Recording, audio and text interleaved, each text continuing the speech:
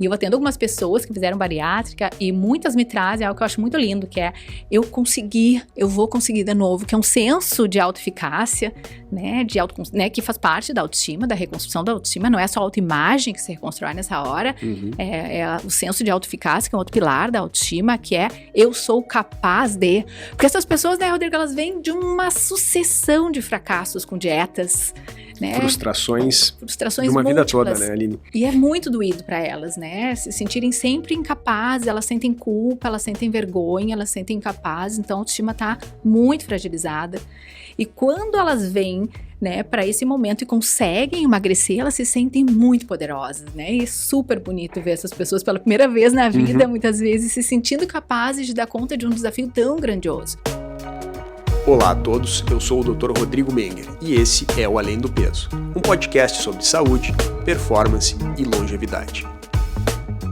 Aline, é um prazer te ter aqui. Tu sabe que, te contei antes, né, quando a gente pensou em fazer o podcast, eu e a Raquel, foi a primeira pessoa, definitivamente, que a gente queria que viesse aqui para conversar, e muito pela admiração que a gente tem pelo teu trabalho, por confiar em ti há tanto tempo, né? Então, quem não sabe, a Aline é a minha psicóloga.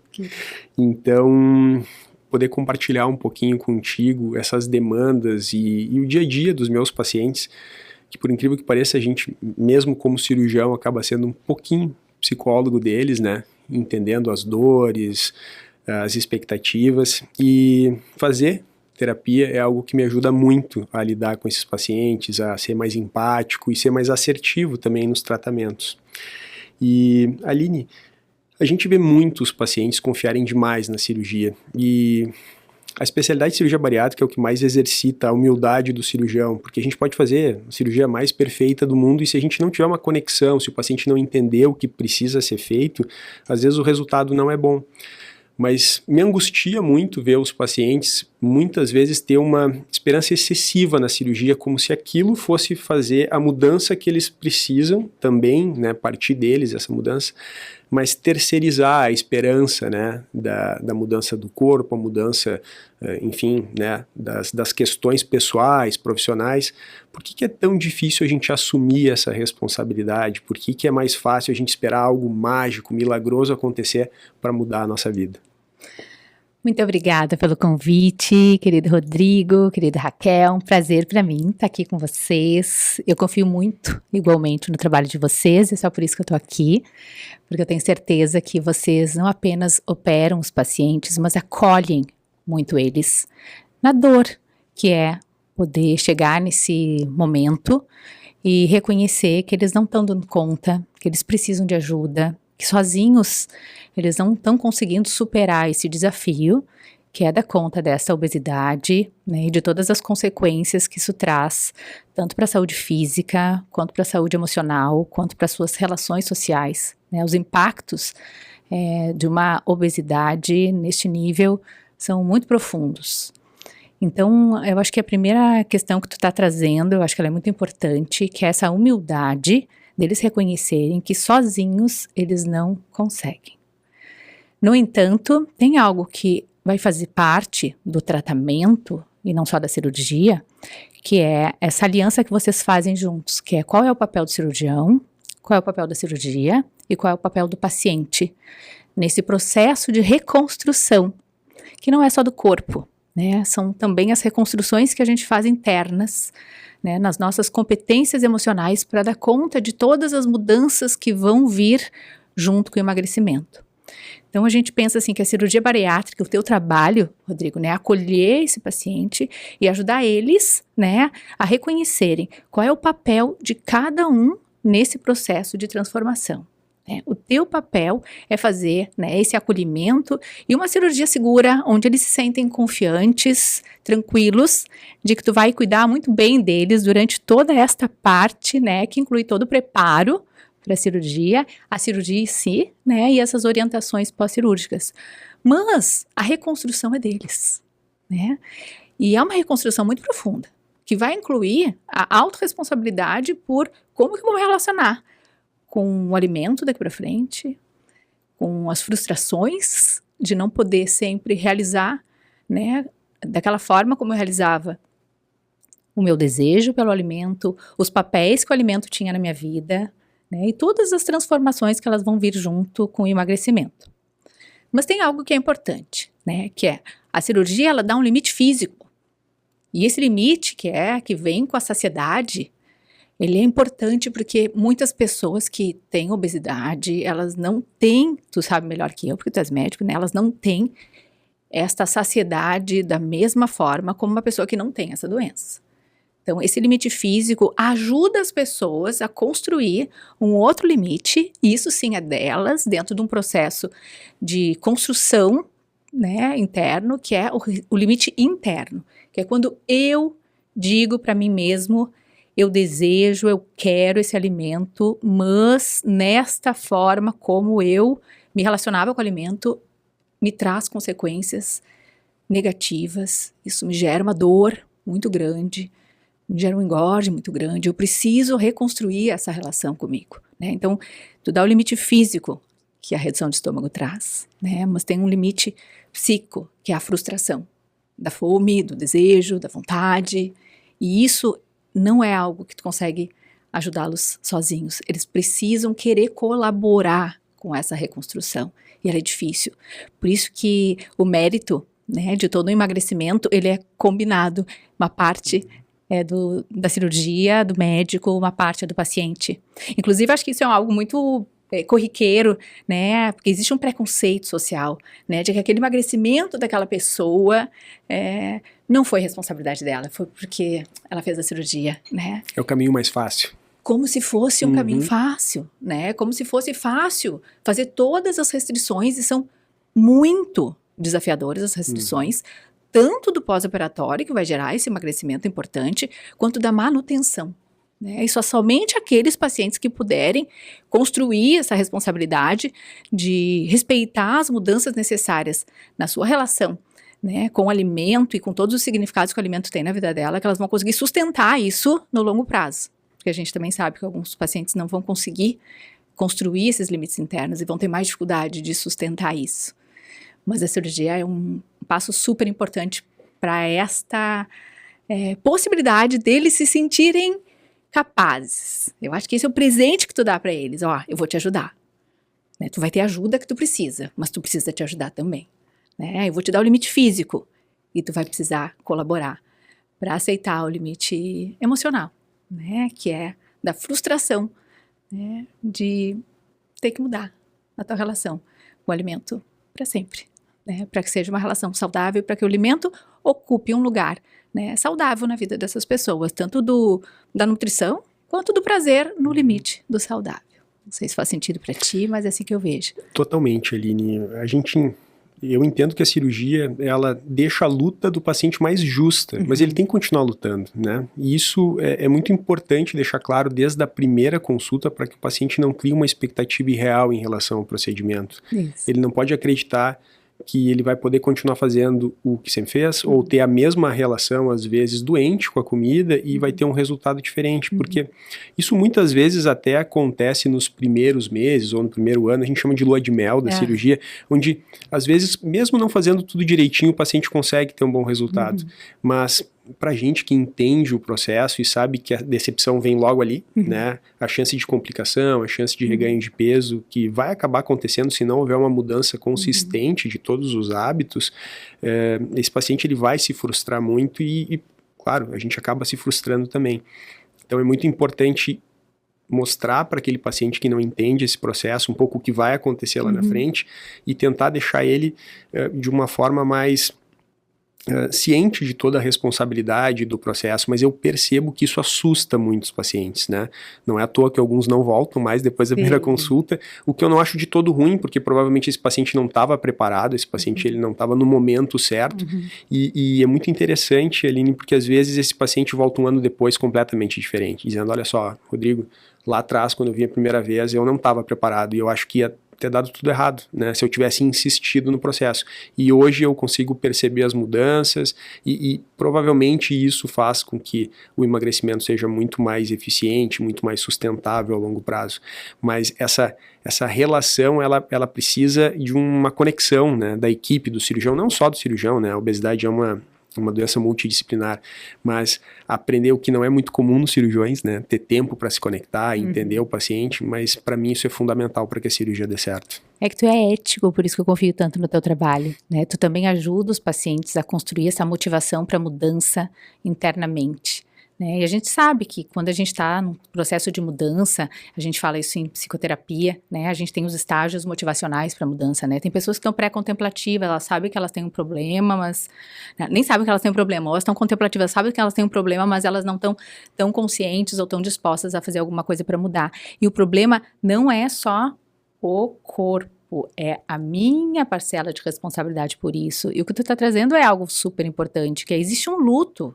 O luto de como eu cheguei até aqui, que eu preciso, né, fazer esse luto, né? E se eu não tô pronta para embarcar nesse processo da mudança externa e interna, talvez ela precise de ajuda. Às vezes ela vai fazer isso sozinha, às vezes ela vai fazer isso com ajuda terapêutica, às vezes ela vai fazer isso com ajuda da equipe, né? Que é o que tu tá me trazendo, né? Algumas pessoas se assustam quando elas se deparam com isso pela primeira vez e às vezes elas precisam de um tempo para dar conta disso internamente.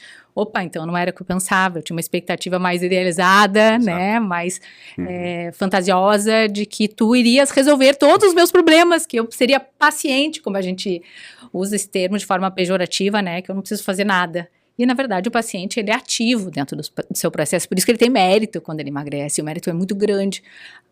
Logicamente tem, né, o papel de cada um, e como tu trouxeste, essa lua de mel, esse primeiro ano, ele é um pouco mais fácil porque é muito impactante a mudança da saciedade, né? Eles realmente sentem uma saciedade muito rapidamente. E é mais fácil a gente dizer não pra gente mesmo quando a gente tá saciado.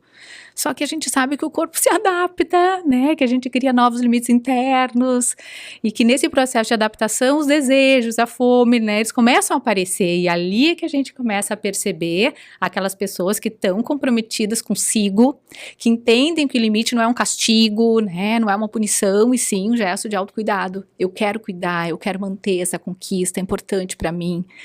E eu atendo algumas pessoas que fizeram bariátrica e muitas me trazem algo que eu acho muito lindo, que é eu vou conseguir de novo, que é um senso de autoeficácia, né, né, que faz parte da autoestima, da reconstrução da autoestima, não é só a autoimagem que se reconstrói nessa hora, é o senso de autoeficácia, que é um outro pilar da autoestima, que é eu sou capaz de... Porque essas pessoas, né, Rodrigo, elas vêm de uma sucessão de fracassos com dietas, né? Frustrações de uma vida múltiplas, toda, né, Aline? E é muito doído para elas, né? Se sentirem sempre incapazes, elas sentem culpa, elas sentem vergonha, elas sentem incapazes, então a autoestima tá muito fragilizada.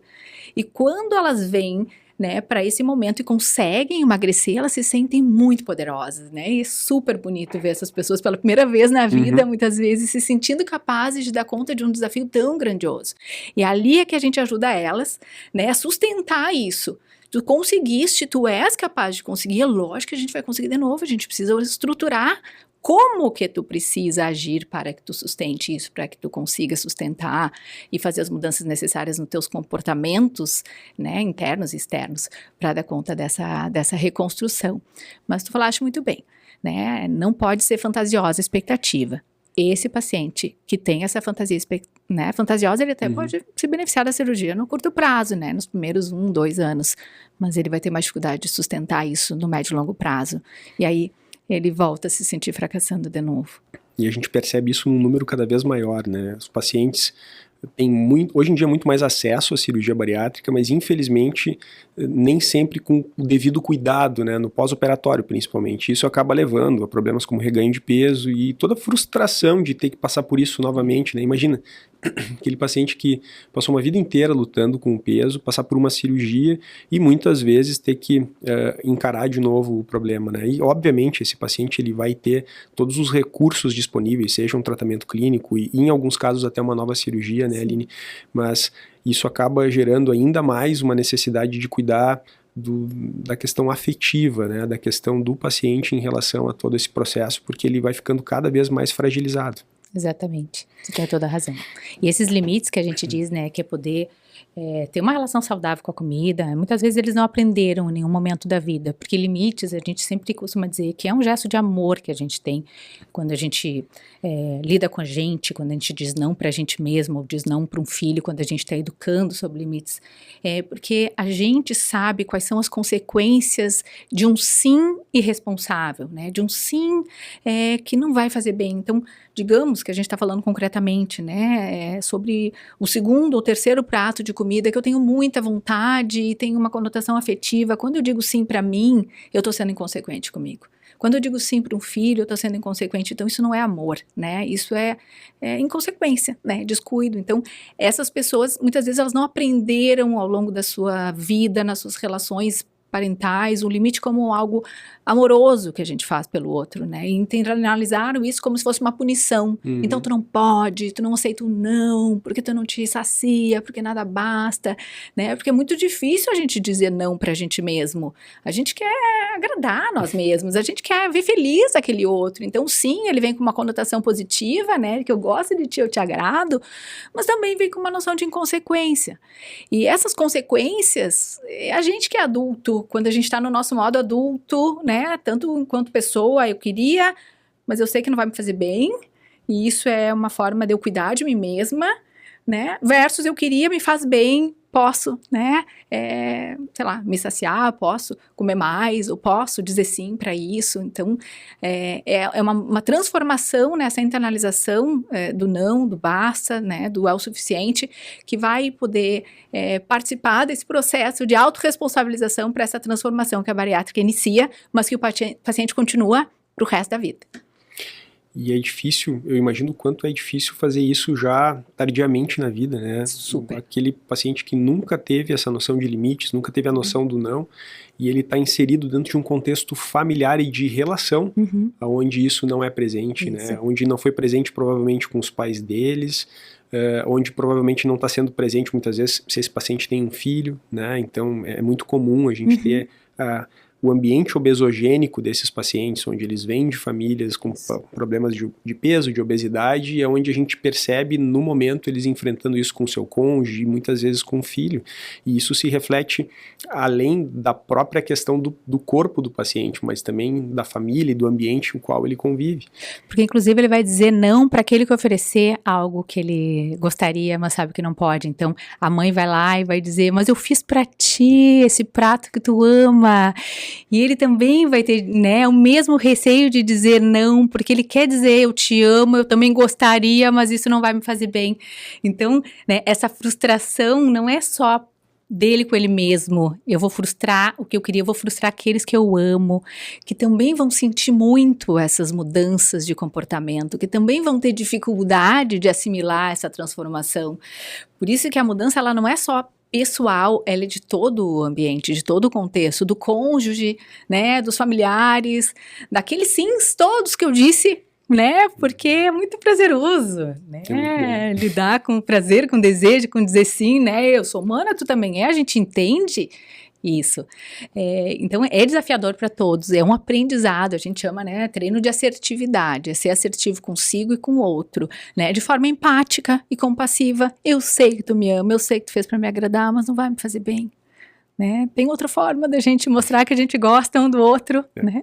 Tem uma outra forma de eu poder, né, me manter conectado contigo, que não seja, né, fazendo ou atendendo a esta expectativa, a esse desejo.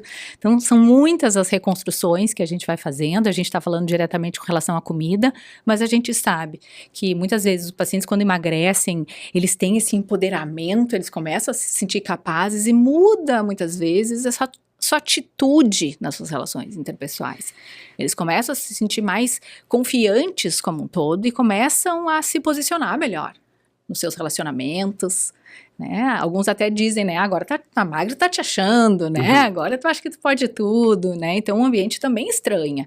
Não é muito fácil para as pessoas ver essa mudança de atitude numa pessoa que por vezes era o bonzinho, ou era o, né, o bonachão, ou era o que dizia sim para tudo, né? E de repente essa pessoa precisa começar a se posicionar, né, tanto dizendo não para si, quanto dizendo não para o outro. Então, a gente sempre vai ter melhores resultados quando o ambiente também cooperar. E também aceitar essas mudanças de atitudes como algo benéfico para todos os vínculos, né? Porque a gente sabe que os vínculos também vão ficar, de alguma forma, impactados, por vezes fragilizados, por vezes ameaçados, com as consequências de uma mudança tanto no corpo quanto, né, no funcionamento, na atitude desses pacientes emagrecidos após cirurgia bariátrica.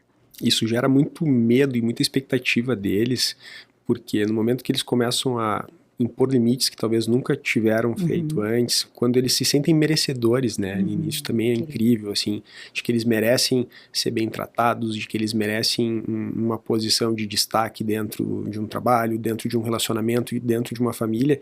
Isso gera uma certa angústia, porque acaba abalando os vínculos, né? Então, a gente sabe que existe uma porcentagem de pacientes pós-bariátricos que se divorciam, né?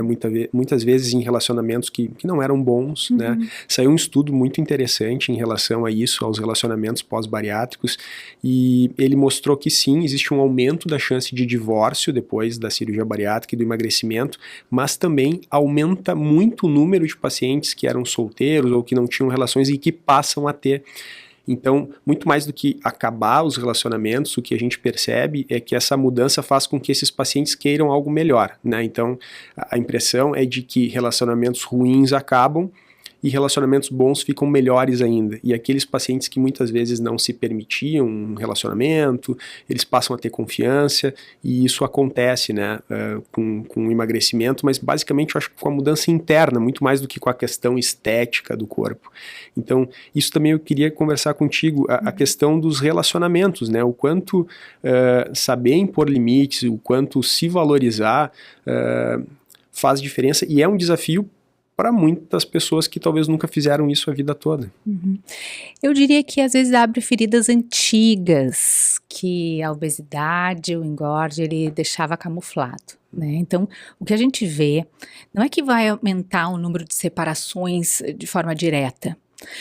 O que vai requerer em muitos vínculos é a construção de novos acordos, né? Porque aqueles velhos acordos funcionavam bem com aquelas condições que existiam pré-existentes. Então, se por um lado o paciente fica mais confiante, por vezes o outro parceiro fica mais inseguro. E a gente precisa de muita empatia mútua, né? Tanto daquele que está confiante compreender que o seu parceiro está mais inseguro e poder validar a insegurança de que ele não vai ser abandonado agora, de que ele não vai trocar aquele parceiro por um melhor, né? Quanto esse que está inseguro não ficar boicotando o aumento da confiança desse paciente que emagreceu. Por quê? Porque ele também quer poder resgatar, como eu trouxe, algo que tem uma ferida antiga, né, de uma autoestima fragilizada. Ele também quer se sentir validado pelo seu parceiro, né, valorizado, reconhecido, respeitado, cuidado. Então, aqueles relacionamentos onde a gente consegue fazer um novo acordo de cuidado mútuo, eu cuido da tua insegurança e tu cuida da minha autoestima e vamos recombinar isso, né? Eu vou te dizer alguns nãos, mas isso vai ser bom para nós, porque alguns sims que eu dizia era por insegurança, né? Não porque eu estivesse confortável, mas eu também estou disposto a olhar para ti e fazer acordos que também fiquem viáveis para ti. Então, esses casais, famílias, amigos, enfim, esses que estão dispostos a criativamente criar novos acordos para esses relacionamentos, eles vão ficar mais fortes ainda. Porque ele sai de uma relação de frágil, né? Eu estou contigo porque a tua autoestima é baixa ou porque tu é gordinho e assim eu me sinto seguro. Pô, eu posso estar contigo com uma pessoa maravilhosa, né? Mas eu também, né, preciso te olhar como maravilhoso, te dar esse espaço, mas eu também estou me sentindo maravilhoso, também preciso cuidar desse que se fragilizou. Né? Então, é um acordo novo que só, né, vai funcionar se for ganha-ganha. Tá? Se a gente estava juntos pelas nossas feridas, a gente vai ter que estar juntos agora pela nossa cura. É um novo patamar, muito mais saudável de relacionamento. Agora, aqueles casais, enfim, aquelas duplas que não conseguirem construir novos acordos, sim, estão ameaçados de romper. Né? Eu sou psicóloga, sempre trabalho dentro da perspectiva de reparações, de novos combinados, né? Eu vou sempre estimular as pessoas a se tornarem flexíveis e mutuamente empáticas para poderem sentar um na cadeira do outro, olhar um para o outro e estar juntos para cuidar um do outro, porque é por isso que a gente se relaciona, né? Porque sozinho é mais difícil, né? Mas se a gente tiver alguém do nosso lado que cuida de nós, mas que a gente também precisa cuidar desse outro, talvez a gente realmente consiga sair dessa crise que muitas vezes as duplas enfrentam, ainda mais fortes, ainda mais conectados. Porque a sexualidade ganha, a autoestima ganha, a autoeficácia ganha, né? A gente tem muito mais expectativa de ganho do que de perda. Mas se um ou ambos não estiverem dispostos a fazerem isso, de fato, a gente vai ter uma fragilização e vai ter muito rompimento. E como tu disse, para os solteiros também, né? Para aqueles que não tinham vínculos, que se sentiam muito prejudicados por uma questão de autoimagem, de aparência, isso melhora muito, né? Radicalmente. Embora também tenha aqueles que ficam envergonhados, porque o tempo de acomodação da autoimagem ele é um pouquinho mais demorado que o emagrecimento, né? Muito rápido esse emagrecimento em 1 ano, né? Mas as pessoas demoram um pouco para se verem naquele novo corpo. Eu me lembro que eu atendi uma vez uma paciente há muitos anos atrás, acho que uns 15 anos atrás, que ela tinha feito bariátrica, e ela tinha ficado muito emagrecida, mais de 45 quilos. Eu me lembro que ela estava num batizado, numa igreja, e uma pessoa disse, vai ali, do lado daquela magrinha de preto. E ela ficou parada horas, né? Tu ali, a magrinha de preto. Ela parada, não entendeu, cara. Não é comigo. Terceiro, tu ali, ó, de cabelinho preto, magrinha de preto. Ela olhou pros lados, assim, ela, eu? Magrinha? Então é isso, demora um tempo para a pessoa assimilar, ela já estava mais de 1 ano emagrecida, então a gente sabe que essa questão da autoimagem, ela demora para se acomodar internamente, a racionalidade entende, mas o afeto demora até, né, se acostumar com esse novo corpo, com essa nova aparência, mas também tem a sobra de pele, né, tem às vezes a flacidez, então também tem uma vergonha, né, na intimidade, que pode aparecer para alguns, por isso que as expectativas, elas precisam ser construídas de forma realista, essa reconstrução, ela é lenta, tem muitos lutos, tem muitas frustrações, né, daquilo que eu idealizei, daquilo que de fato acontece, mas é um processo lindo, né, eu acho lindo esse processo de ver essas pessoas tendo uma chance de poder fazer as pazes com elas, com seu corpo, com a sua autoestima, né, e poder se sentir mais aceitas e capazes de construir vínculos mais saudáveis, com um senso de autoestima mais fortalecido. Ajustar o timing com esses pacientes no início é muito importante para eles entenderem, porque hoje nesse mundo mais imediatista, né, as pessoas acham que vai fazer a cirurgia e 3 meses depois vão estar com um corpo, né, idealizado. Então entender que todo o processo ele tem uma construção de emagrecimento que se dá em torno de 12 meses, depois tem todo um processo de ajuste, tanto da massa magra, com atividade física, uma nutrição adequada, as próprias cirurgias plásticas, né, Aline? Então, assim, eu digo para os pacientes normalmente que aquele corpo que eles desejam ter vai levar mais tempo do que eles gostariam, mas que vai valer muito a pena, e que se eles souberem esperar cada etapa, eles vão ser muito mais felizes, né, e não esperar lá só no fim de 2, 3 anos, depois de várias cirurgias, para realmente aproveitar esse processo. Mas entender que essas mudanças da cirurgia nem sempre são todas benéficas, né, sobras de pele, mudanças de contorno, se eles estiverem mais preparados, eles são mais fortes para enfrentar tudo isso, né? Tu tem razão, até porque eu sempre falo, o terceiro pilar da autoestima é a autoaceitação, que a gente poder aprender a se amar, que inclui as nossas imperfeições, os nossos limites, aquilo que não vai ser corrigido, né, esse acolhimento que eles recebem de ti, do outro, eles também vão precisar receber deles mesmos. Não precisa ser perfeito para que seja lindo, não precisa estar como eu idealizei para que eu me sinta bem, me sinta melhor, me sinta saudável, né? Eu acho que o que tu oferece é isso, uma perspectiva muito realista para o teu paciente. Eu acho que isso é que inspira tanta confiança neles, em ti. Tu não ilude os pacientes, né? Tu não cria, né, uma fantasia só para que o paciente se sinta, né, motivado a fazer o processo contigo. Acho que essa confiança que tu traz na relação com os pacientes, de poder, né, acolher os sentimentos, eles, né, poderem ter um espaço contigo para trazer as angústias, trazer os medos, trazer as expectativas, tu empática e cuidadosamente vai esclarecendo isso com eles. Acho que isso é muito importante para tu construir junto com teus pacientes um processo bem, bem sólido, né, bem verdadeiro, e que vai se refletir num resultado muito mais consistente e saudável no longo prazo. Eu e a equipe, né, Aline, porque também ia ser muita pretensão minha de achar que nesse processo tão complexo que é cuidar de um paciente que emagrece muito pós-bariátrico, que só o cirurgião, né, então a gente tem a equipe clínica com, né, tanto o cardiologista, o médico clínico, o endócrino, a psico, a nutri, enfim, né, a Raquel, né, direto com os pacientes, tem interações e troca de experiências que também acaba contribuindo muito para esses pacientes, e dentro desse contexto de fragilidade, né, que eles acabam passando, eu acho que qualquer pessoa que passa por um processo de mudança, ele acaba se fragilizando, né, vem à tona muitas vezes ali em questões do passado, da infância, né? Então, muitos pacientes relatam que ou são gordinhos desde a infância e sofreram bullying, tiveram dificuldades, ou pacientes que saudosistas do passado, quando eu era adolescente, eu era magro, eu sempre fui magra, depois da minha gestação, depois que eu tive uma doença, né? Então a gente percebe isso voltando à tona e o quanto fazer essa reconciliação, e às vezes são coisas bastante difíceis. Eu lembro de um caso de uma moça muito jovem que eu operei, ela tinha uma obesidade extrema, ela tinha certamente acima de 150 quilos, e ela era muito jovem, tinha 22 anos, e a história dela é que ela foi abusada quando era pequena.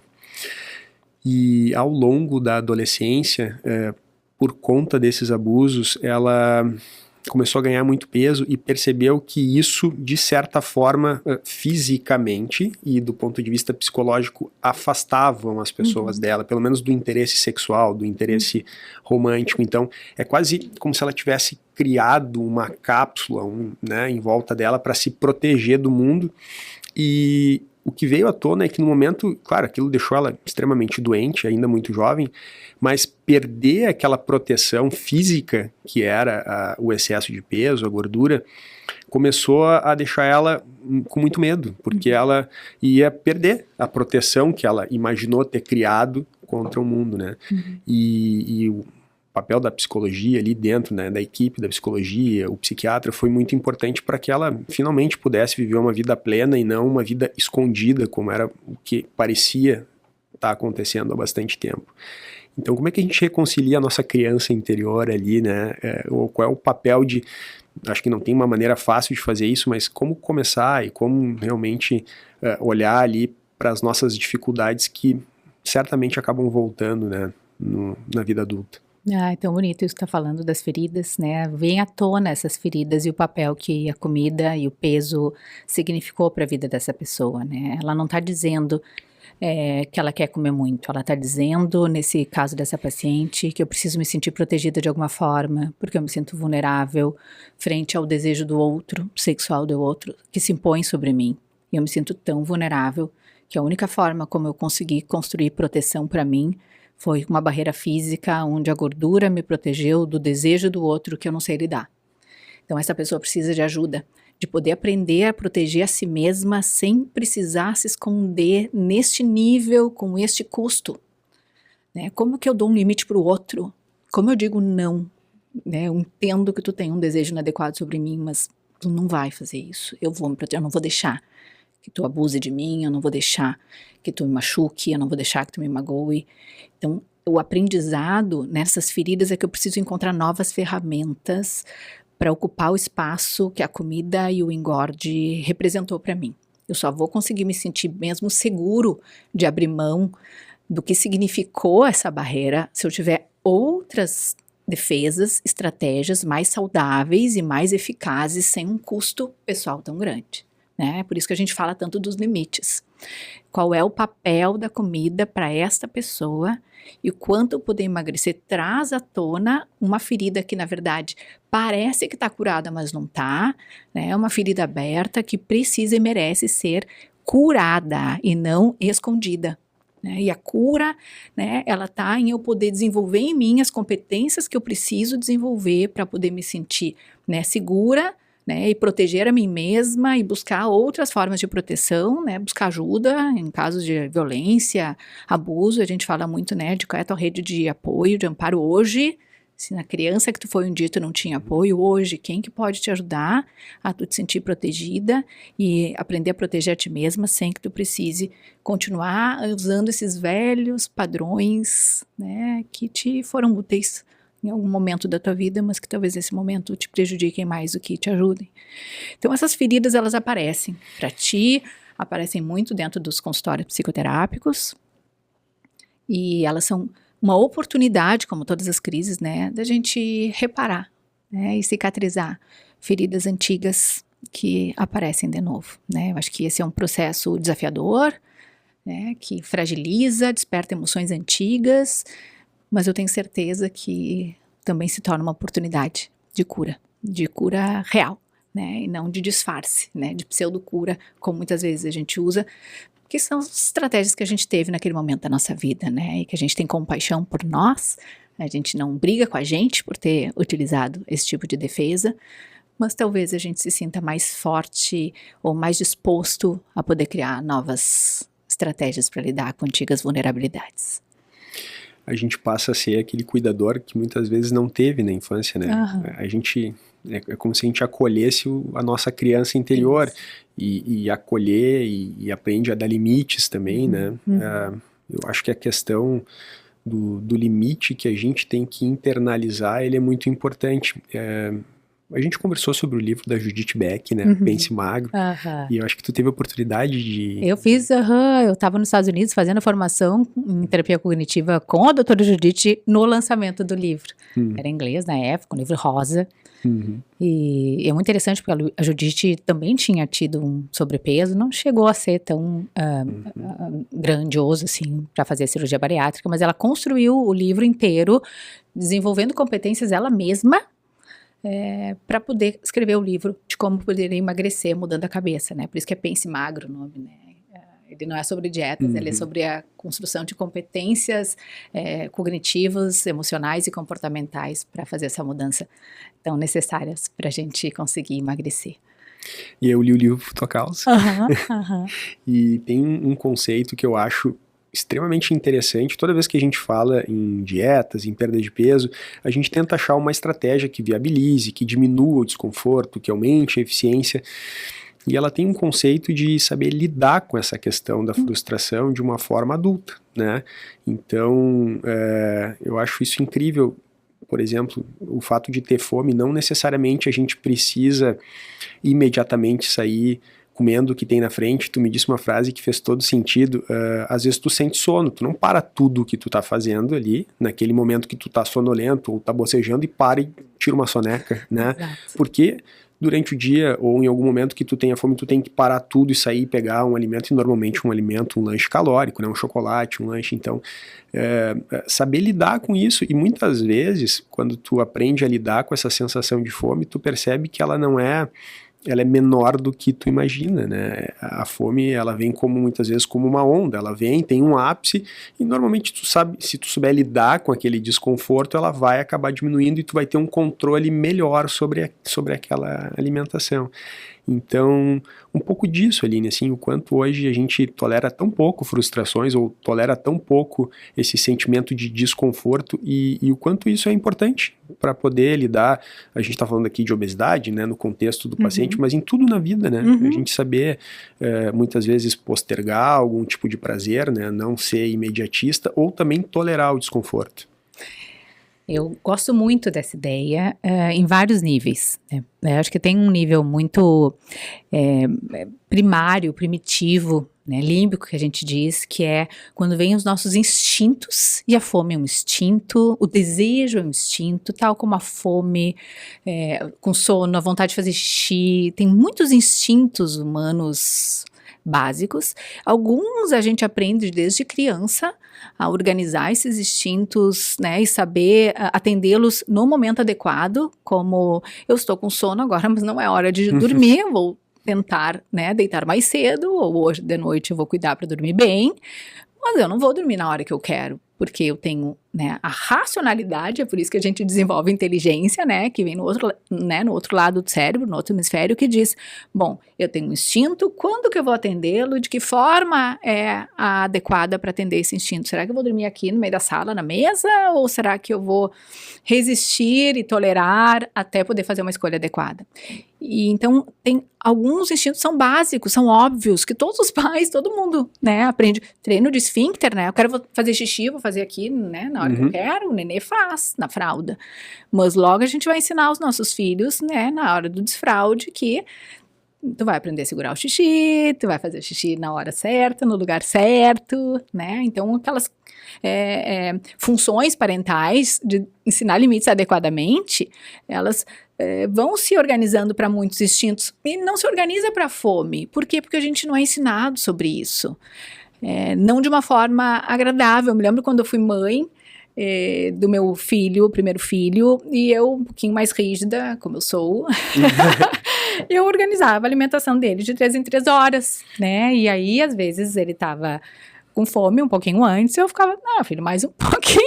Não bateu 3 horas. 3 horas ainda. Lógico, eu podia ter sido um pouquinho mais flexível, né, e botar um pouquinho mais cedo, mas eu queria que ele se organizasse na alimentação. Mas muitas vezes eu ouvia das pessoas, tu é má, coitadinho, né, dá mamar toda hora, é só fome, dá mamar. E eu assim, não, eu quero ensinar pra ele que fome é fome e que outras vezes ele pode ter um carinho, aconchego, nem todo choro é fome. Então, a relação do cuidado que a gente recebeu, que a gente oferece com o alimento, ele é um pouco diferente do que ele é com outras funções básicas, inclusive instintivas. Então, a gente desenvolver essa consciência que tá tudo bem a gente sentir fome e esperar até a hora de comer, que tá tudo bem a gente ter vontade de comer algumas coisas que talvez não estejam no nosso planejamento e que talvez eu vá postergar isso para um momento que eu acho que vai ser bem prazeroso, não vai vir com culpa e eu vou poder comer isso me sentindo segura, tranquila.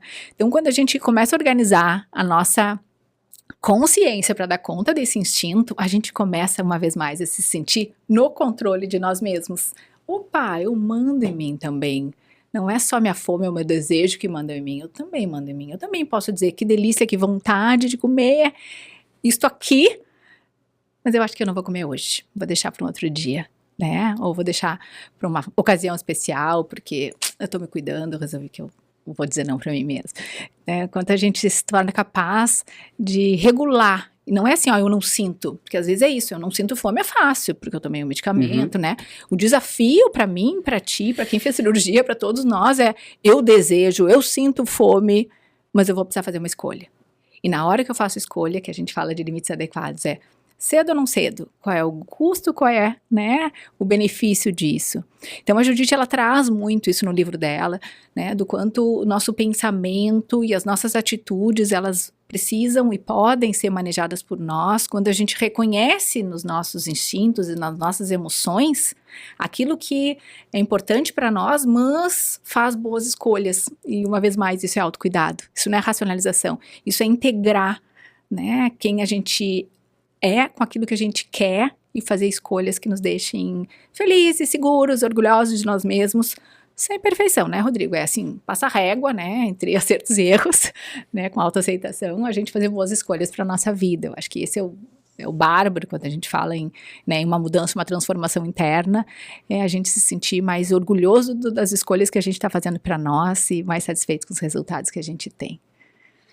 E se permitir, Aline, entender um pouco mais como o nosso corpo funciona, né? As pessoas não passam fome, assim. As pessoas não sabem o que é o sentimento de fome, né? Eles se hiperalimentam, né? Nós, a sociedade hoje em dia, se hiperalimenta o tempo todo. Então, entender que não vai morrer porque vai passar uma vontade. Tu vai morrer de fome se tu ficar vários dias sem comer, né?